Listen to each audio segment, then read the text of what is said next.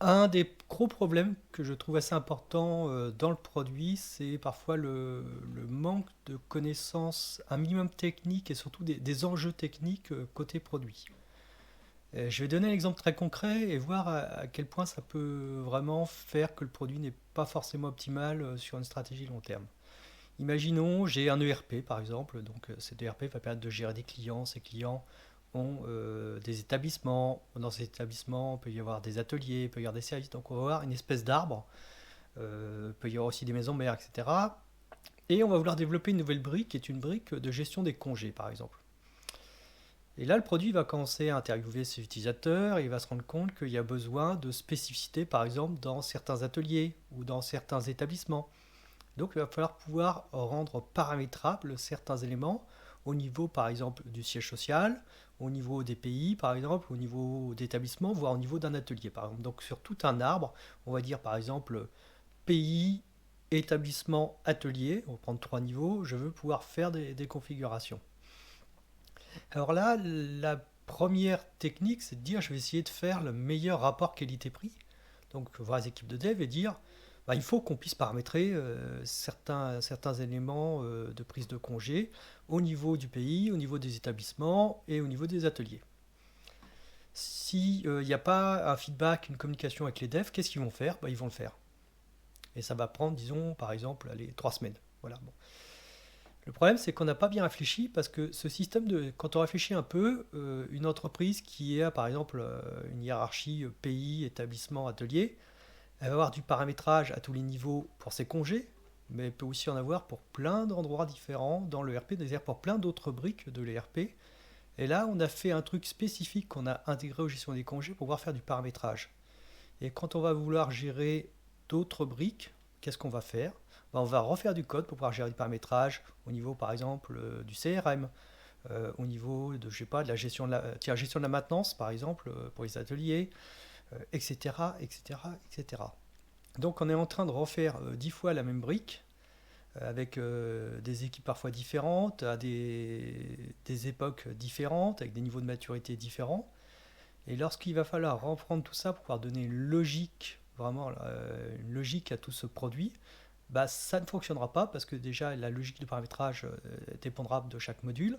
Il n'y aura aucune consistance tant fonctionnelle qu'au niveau du code. Et donc ça va être très compliqué à gérer. Par contre, si le product écoute les feedbacks de la technique ou si le product a un petit peu une culture technique, surtout s'il vient par exemple comme moi du développement, elle va se poser la question de dire tiens, on a besoin de paramétrage, mais franchement, une hiérarchie telle que par exemple pays, entreprise et établissement, je vais en avoir besoin dans plein d'endroits ailleurs. Je sais que déjà, on a bricolé à plein d'endroits par rapport à ça. Est-ce qu'on ne peut pas faire une brique interne qui va nous permettre de pouvoir gérer le paramétrage à tous ces endroits-là et qui sera consommé bah, par la gestion des congés, par la GMAO, par je sais pas, plein de choses, enfin plein de briques, je me rappelle plus ce que j'ai mis en place, mais enfin plein de briques produits.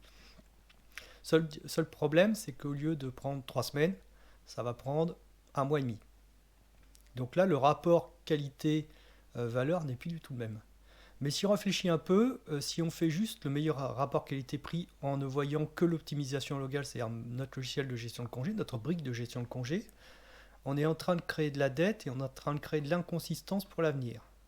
Donc c'est là il faut avoir à la fois une vision courte, rapport qualité-fonctionnalité, mais en même temps voir plus large, c'est-à-dire avoir une stratégie à la fois fonctionnelle et surtout, là c'est la stratégie technique, mais au service de fonctionnel à l'avenir. Et je pense que dans ce cas-là, il faut être prêt à payer peut-être ce mois et demi, sauf si vraiment il y a une urgence, mais quand on fait des produits dans l'urgence, on crée de la dette et on le paye toujours plus tard.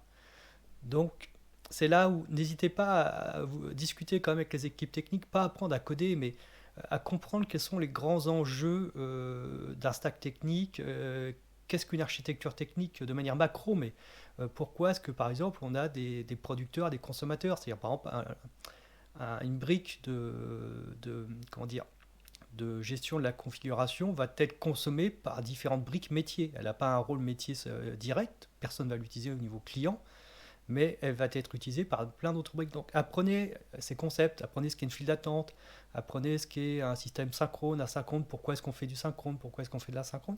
Ça va vous aider à mieux comprendre ce qu'est un logiciel, parce que faire du produit sans comprendre comment on le construit, pour moi, c'est juste stupide. Et ça vous permet d'avoir une meilleure stratégie en collaboration avec vos équipes techniques qui parfois n'osent pas prendre la parole pour se projeter sur le long terme. Parfois, il n'y a pas de CTO, tout simplement, il n'y a que des devs, et les devs, on leur dit de faire ça, ils font ça, ou ils osent pas le dire, ou ils n'ont pas forcément encore la maturité d'avoir cette vision. Mais il faut vraiment que vous ayez cette vision si vous voulez faire un produit consistant sur le long terme. Alors, dernière étape, c'est aussi comment est-ce que vous avez organisé vos équipes pour faire ça.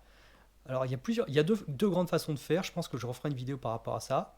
Soit vous pouvez créer une équipe qu'on peut appeler une équipe support, ou il y a d'autres noms, qui elle va réaliser toutes les briques internes pour les autres équipes. Ça a un avantage, c'est qu'elle va être hyper spécialisée dans le moteur, l'interne. Ça a un inconvénient, c'est que toutes les autres équipes vont être dépendantes de cette équipe, et donc si cette équipe est déjà occupée sur d'autres chantiers, ça peut ralentir les équipes métiers. Il y a une autre façon de faire, c'est de se dire on est très agile et chaque équipe peut prendre le lead sur des outils internes et les développer. Seule chose, c'est quand on développe un outil interne, il faut le développer pour tout le monde. Donc il faut d'abord se synchroniser avec les autres équipes, disant par exemple, là on a pensé que si on veut être consistant, si on veut quelque chose qui fonctionne sur le long terme, il nous faut une brique de gestion de la configuration, en discuter, valider l'architecture avec les autres équipes, et après, l'équipe métier qui en a besoin peut le réaliser. Donc comme ça, elle n'est pas dépendante d'autres équipes pour lancer son développement, donc il n'y a pas de friction, parce que ça c'est un vrai problème dans les développements, c'est l'interdépendance des équipes, mais en même temps elle a créé quelque chose qui est cohérent par rapport aux autres équipes. Et ça c'est quelque chose qu'il faut faire tout le temps, même si vous prenez des composants, ce qu'on appelle les composants, c'est les éléments graphiques, l'interface graphique. Souvent les équipes le développent par rapport à leurs besoins. Par exemple, j'ai besoin d'un tableau que je peux trier comme ça, ou je peux mettre les colonnes comme ça, et ils n'ont jamais discuté avec les autres équipes, et au moment où d'autres équipes disent tiens j'ai à peu près un besoin équivalent, et bien le truc a été fait de manière tellement sur mesure par rapport à la première équipe que les autres ne peuvent pas utiliser et vont refaire le même composant à côté. Donc on a perdu du temps, on n'a aucune consistance. Donc vous voyez, c'est quelque chose qu'on retrouve, c'est vraiment une tarte à la crème, hein, c'est quelque chose qu'on retrouve tout le temps dans toutes les entreprises. Et c'est quelque chose qu'il faut corriger, je pense. Donc, n'hésitez pas à vous parler pour pouvoir définir vraiment vos composants, vos architectures et projetez-vous dans l'avenir. Vraiment pensez la consistance de votre produit.